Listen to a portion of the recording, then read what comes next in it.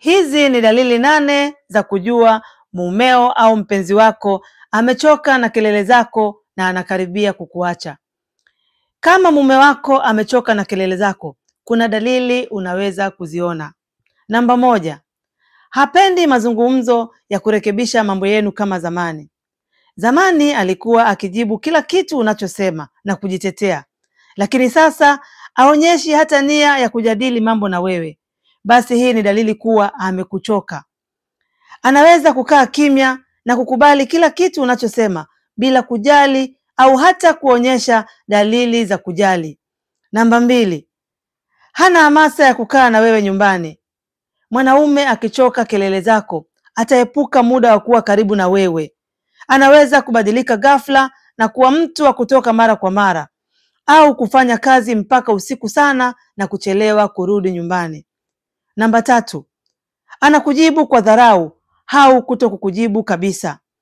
Mwanzo alikuwa akijibu kila meseji zako au kupokea simu zako kwa haraka, lakini sasa anaweza kuona meseji zako na asikujibu au kupokea simu zako na kusema nipo bize bila hata kujali hisia zako.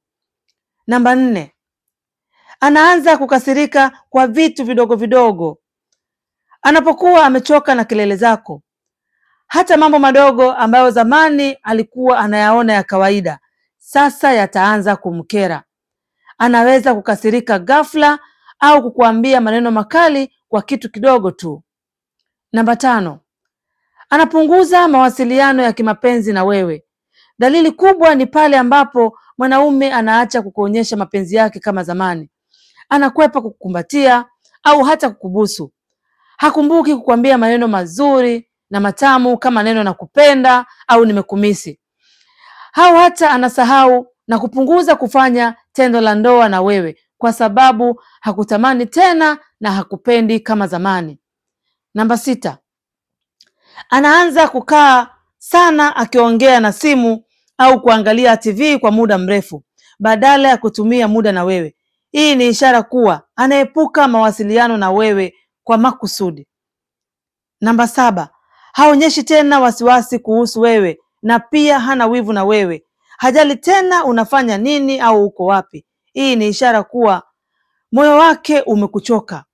Namba 8, kila mkipanga mtoke out, anaanza kutoa visingizio vya mara kwa mara. Anakuwa na sababu zisizo na msingi ili tu asikae karibu na wewe.